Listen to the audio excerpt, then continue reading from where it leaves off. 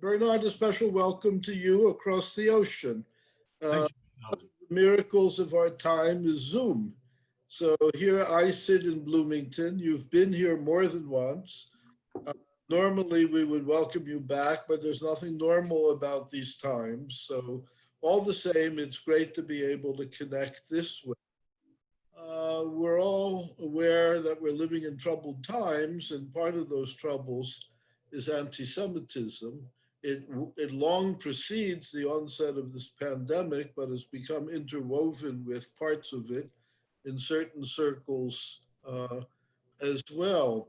It's a time when we need the best minds we can muster to train serious thinking on the character of present-day anti-Semitism, what drives it, who its principal agents are, what its consequences already have been, and God forbid might be unless it's restrained. And at the very top of that list is our speaker today, Bernard Harrison. Bernard is a trained philosopher of language and literary critic. He's got at least half a dozen books and innumerable articles and essays.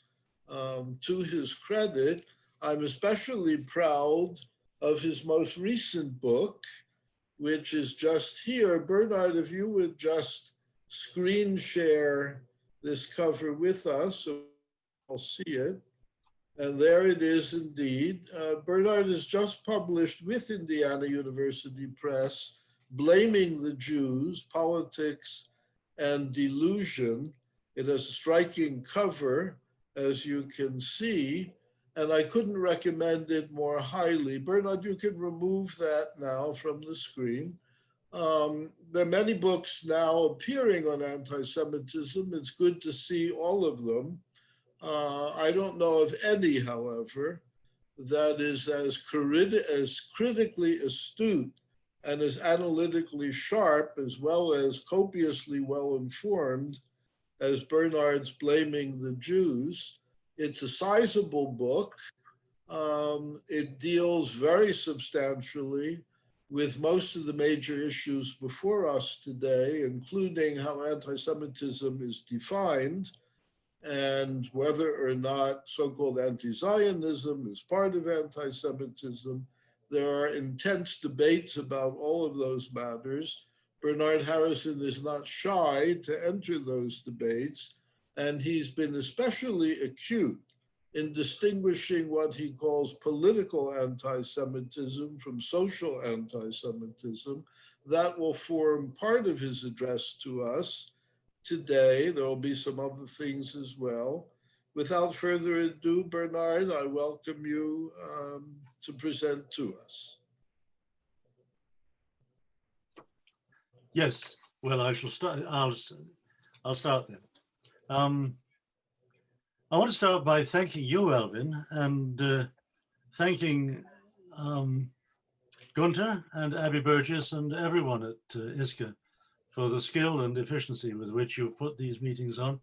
And I also want to take a moment to remember a very good friend of mine, Edward Alexander, who is also, I think, a friend of many people here tonight, who died last month. He had an enormous amount of influence on this book. And it's a great sorrow to me that he didn't survive quite long enough to see the printed version of it, because certainly over the past 5 years, we have discussed it at enormous length with each other. Anyway, that sadness can't be done away with. So I will just start now on what I have to say. The argument of blaming the Jews takes off from a suggestion concerning the meaning of the term anti-Semitism. My suggestion is that current difficulties in defining the term arise largely because we use the term to cover two quite different things. I'll throw another screen on the board.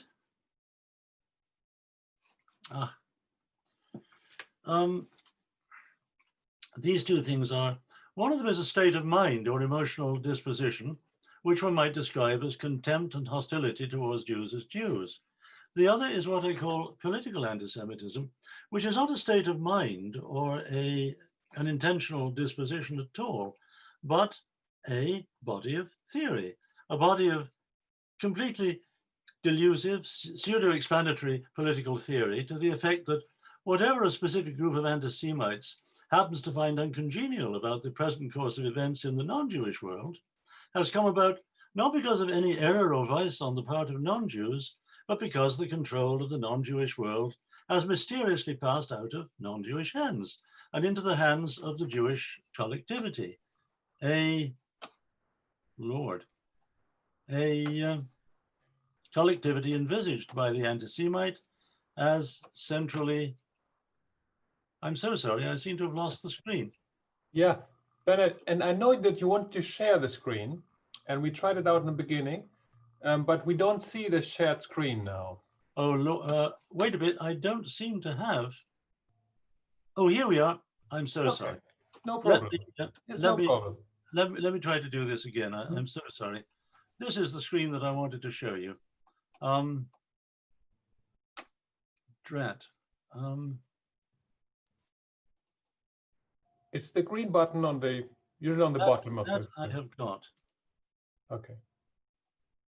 Is that shared now? No. Yes, that now it's sharing. Now it's sharing. That's marvelous. Good. But you see, I made this to make things a bit clearer so that you wouldn't have to listen to reeling this off. Social anti-Semitism, state of mind or emotional disposition, contempt and hostility towards Jews as Jews, political anti-Semitism, body of theory, completely delusive, analogous to something like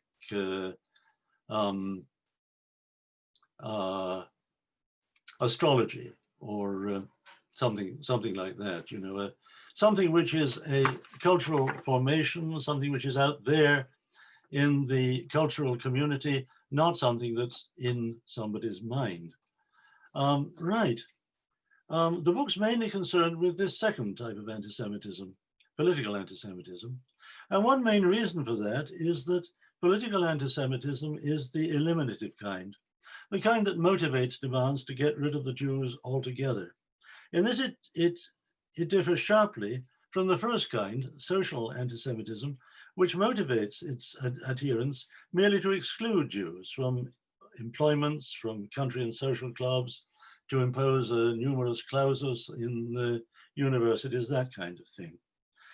The reasons for this sharp difference in outcome, exclusion versus elimination of the two types of anti-Semitism, are these.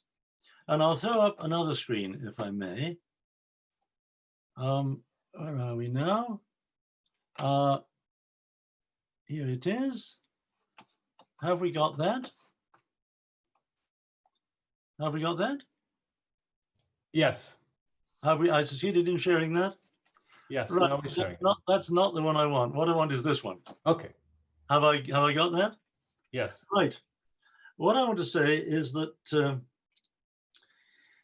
in merely exclusionist or social anti-Semitism, the dominant emotional tone is dislike and contempt. We don't feel the need to destroy utterly those that we despise. Why should we? The merely despicable and marginal are in no position to harm us. The dominant emotional tone of political anti-Semitism, on the other kind, is fear, not to say panic. And that's because of the content of the two kinds of anti-Semitism.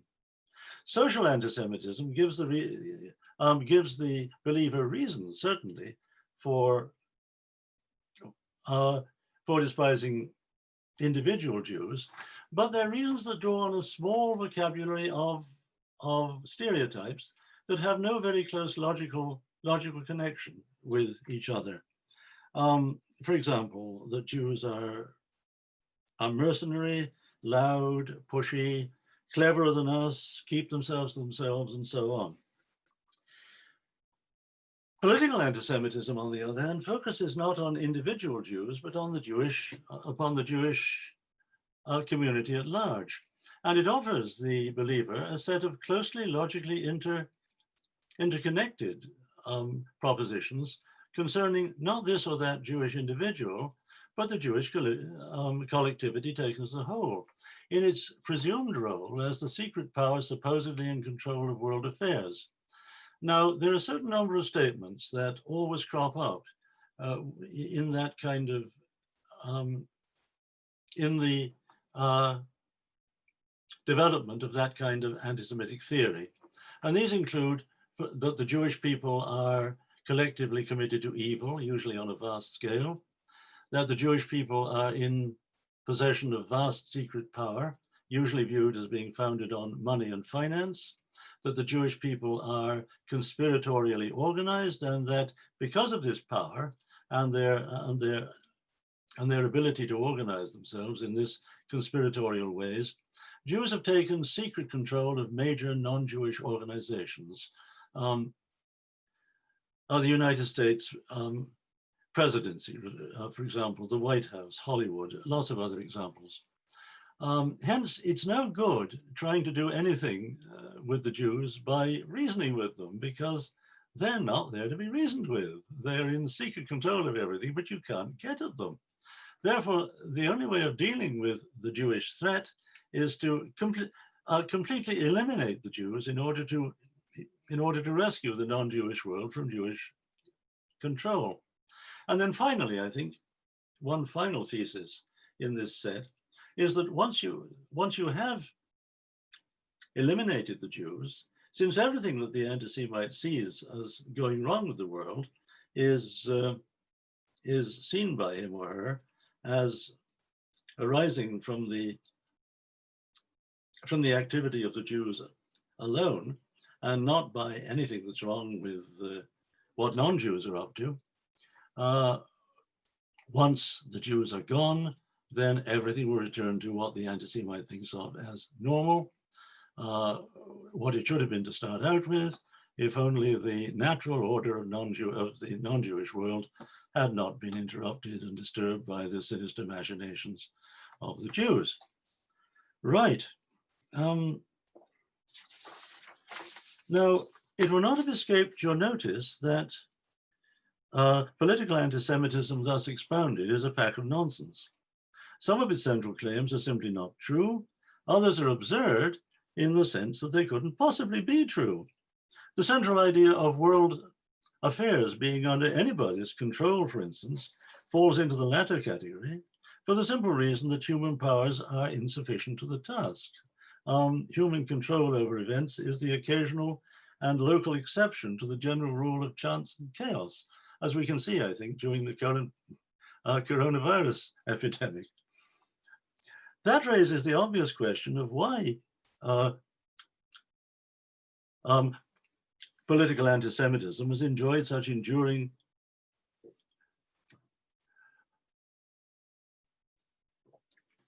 popularity.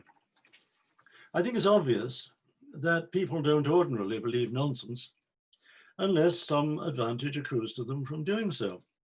Hence, it seems reasonable to ask of political anti-Semitism, as the lawyers do, cui bono, who profits from this? I'll come back to that in a moment.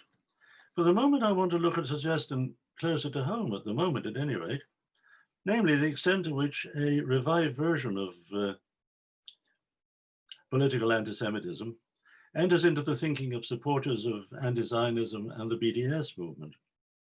A good way of opening up that question is to look closely at the standard response that supporters of BDS make to accusations of anti-Semitism on their part.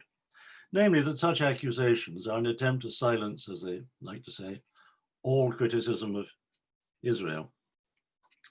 It's not generally noticed that if you're foolish enough to make that response, then it commits you logically to two consequent claims, both of them easily detectable falsehoods.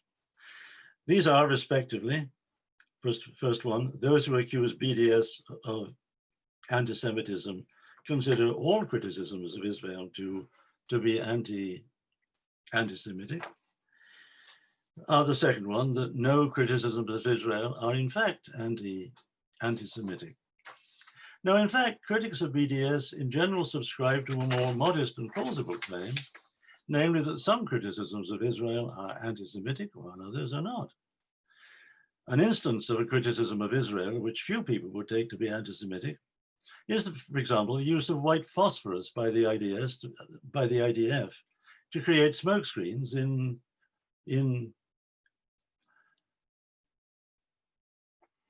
areas of the Gaza Strip during the first Gaza campaign of 2008 to 2009. Curiously enough, anti-Zionist discourse spends very little time on small-scale, specific, detailed, factually well-grounded and cogently argued criticisms of this sort. That is mainly, I suggest, because such criticisms are apt to elicit remedies from the government of Israel or the IDS. Thus, in the case of the white phosphorus issue, criticism by Human Rights Watch and other organizations led in 2013 to the IDF banning further use of the substance. Such criticisms, I shall say, are resoluble. What that throws into relief is the extent to which anti-Semitic discourse and political agitation eschews the aim of inducing the government of Israel to remedy specific abuses. On the contrary, what it centrally demands is the ending of Jewish majority rule in Israel and its replacement with an Arab-Muslim majority successor state. Anti-Zionism, in short, is eliminationist with respect to the state of Israel considered as a Jewish state. One of the things the book explores is why anti-Zionism is eliminationist with respect to Israel. What it is, in other words, in the structure, the logic of the anti-Zionist position that necessitates that conclusion. The book's argument on that issue goes roughly as follows.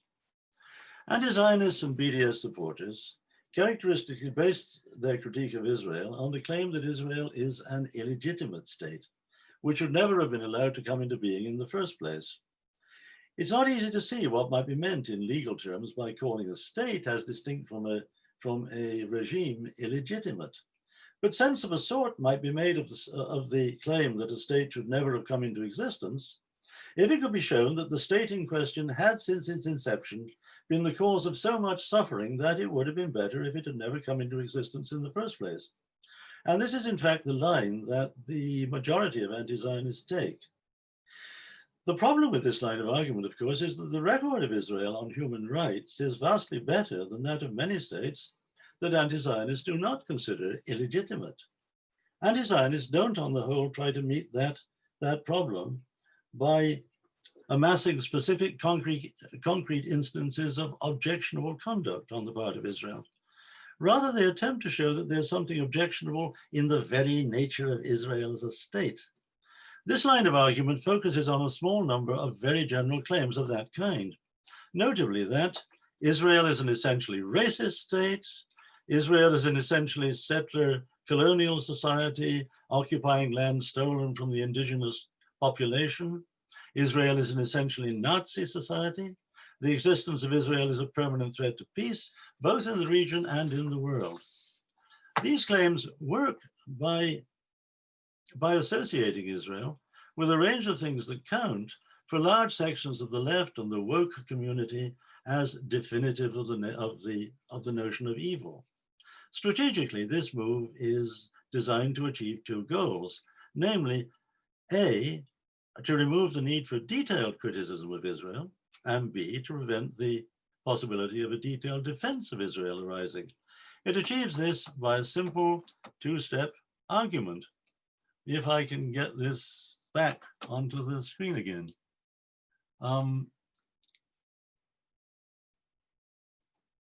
Yes, I think so. No, I don't seem to be there. Not yet. Not yet. Yes, that's it, I think. Is that there? Yes. Yep. I mean, there's a two-step argument. I mean, if there's something essentially wrong with Israel, if what is amiss with Israel affects the very nature of the state itself rather than anything specific that the Israeli government or the IDF do, then first of all, what need is there to consider in detail any specific shortcoming of Israel? And secondly, of course, if Israel can be shown to be in essence or by its very nature evil, what possibility can there be of mounting any defense of Israel at a lower level of generality? Alan Dershowitz, I think, says in one of his writings that he was in a bookshop in Oxford once where they were selling a book of his called The Case for Israel. And a young woman said to him, "There can't be any case for Israel."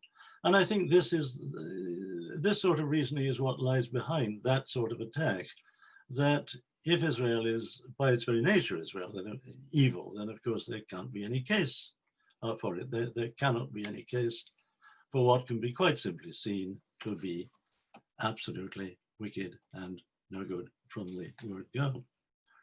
Now, the anti-Zionist, essentialist criticism of this kind is non-resolvable, to use a phrase that I introduced earlier. Therefore, the only thing that you can conclude from it, if you accept that Israel is intrinsically evil, the only thing you can do is to bring it to an end. I mean, that's the only option left you if you hold that position. The anti-Zionist might retort that the eliminationist consequences of his sort of critique of Israel matter little if his critique is well-founded, and this is a sound point.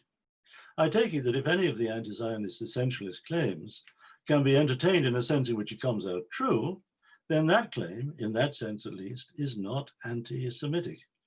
Anti-Semitism is a form of prejudice, and prejudice is, by definition, in the book, ill-founded hostility. My strategy in the book, therefore, is to take the various proposed grounds for holding Israel to be an essentially flawed construct, its alleged Nazism, settler colonialism, racism, threat to world peace, and so on, absolutely seriously, formulating them in their most plausible versions, and so on, and to ask of them simply, as philosophers are apt to do of such claims, whether or not they're true. The book thus inquires over a string of chapters how well the anti-Zionist essentialist critique of Israel stands up to confrontation with the facts concerning both the history of Israel and the sociology and politics of the present-day nation that has emerged from that history. The conclusion that emerges is that the anti-Zionist essentialist claims, Nazism, racism, settler colonialism, etc., are altogether without foundation. The whole thing is a tissue of falsehood and delusion, hence the subtitle of the book, Politics and Delusion. But that leads to a still more interesting conclusion, I hope. We have already noted that anti-Zionism is eliminationist with respect to Israel and shares in virtue of that a defining characteristic with political anti-Semitism. To this we can now add two more central but also entirely delusive claims of anti-Semitism that also echo leading themes of traditional political anti-Semitism.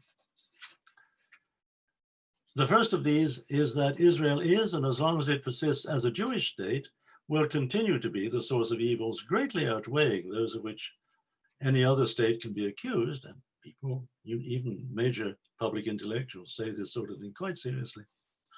Secondly, that various instances of current disarray in non-Jewish affairs, notably the poverty and political impotence of the Palestinians, the many instabilities of the region, and the general state of hostility between the Islamic world and the West are solely the fault of the Jewish population and government of Israel, and would therefore cease to obtain if Jewish political autonomy in Israel were brought to an end, which again is something that serious political intellectuals quite often maintain.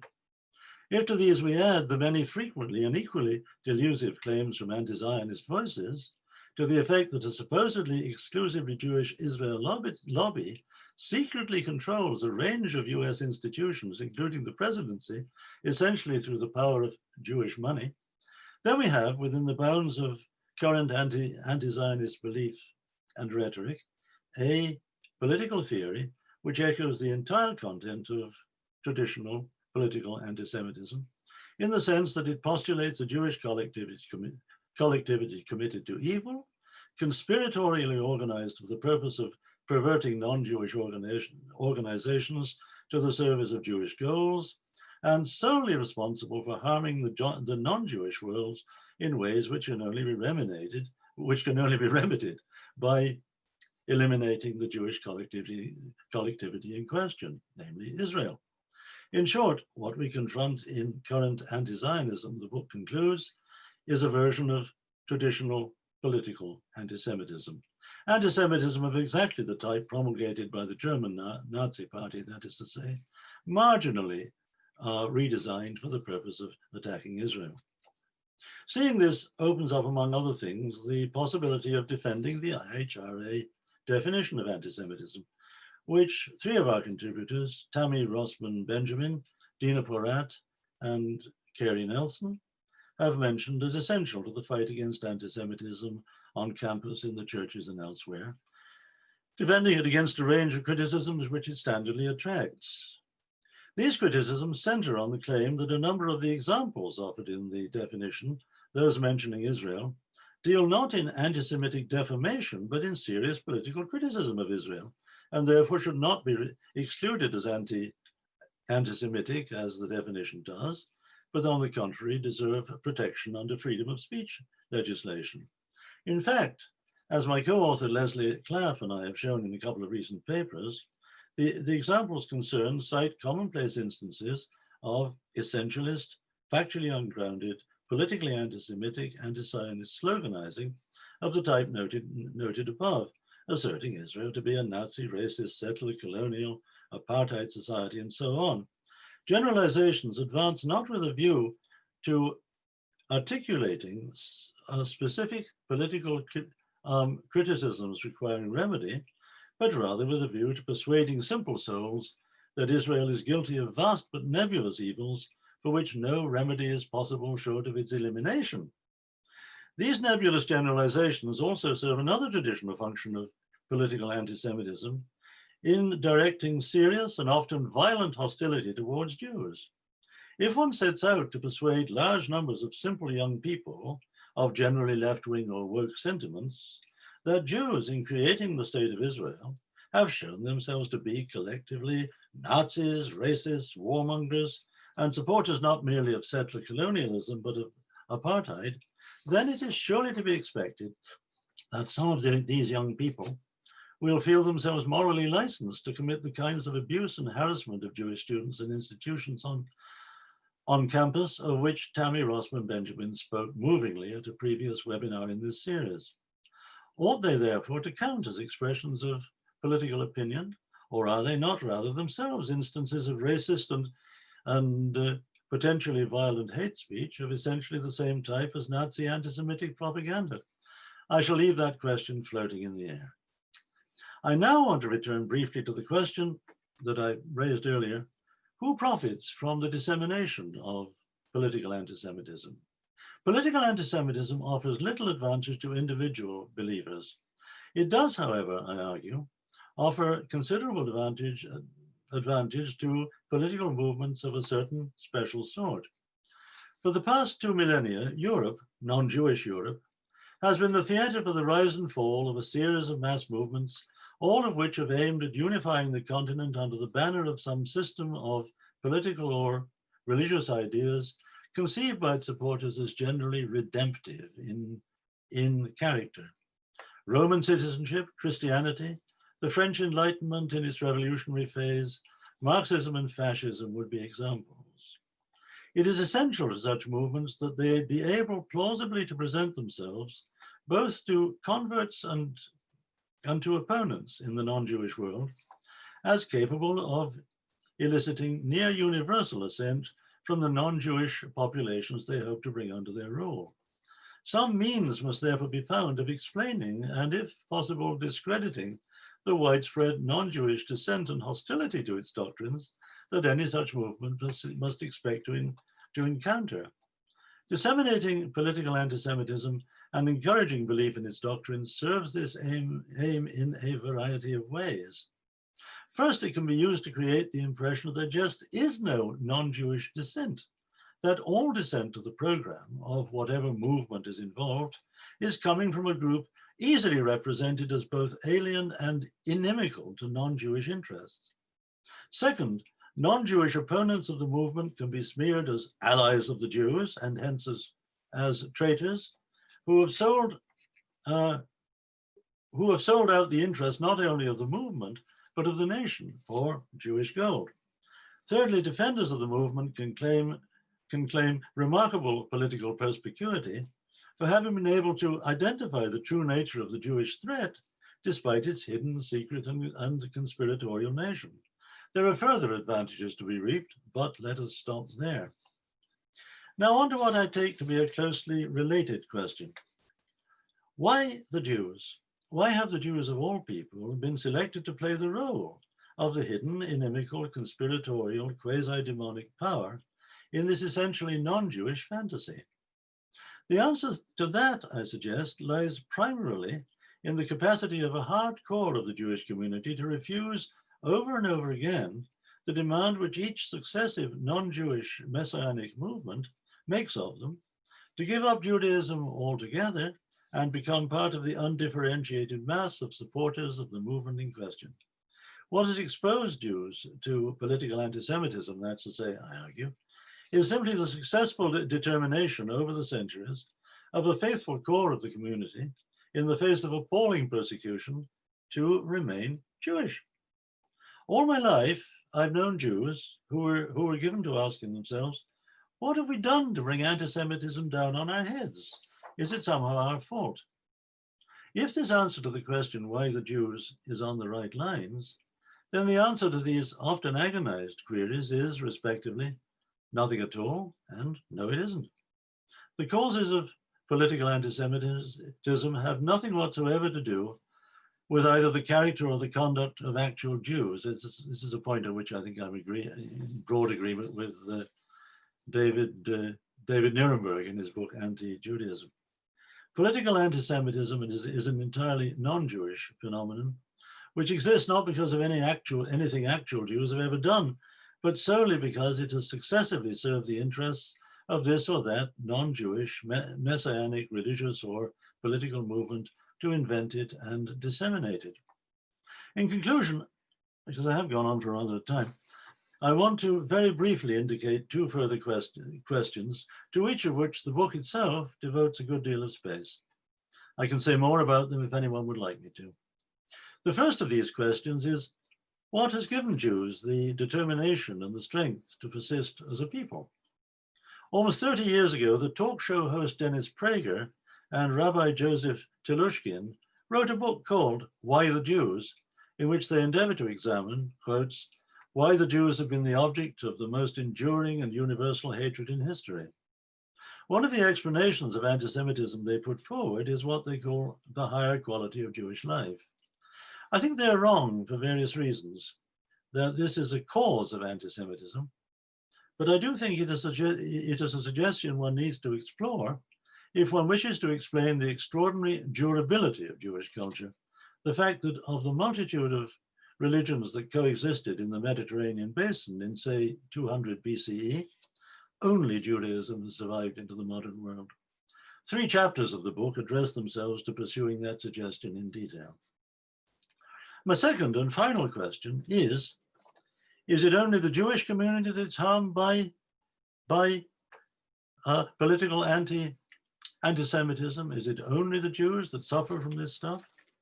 If that were true, the tendency of a great many non-Jews to dismiss anti-Semitism as a purely Jewish issue and walk on by would be, while not particularly morally impressive, at any rate in practical terms, a safe enough stance for them to take up.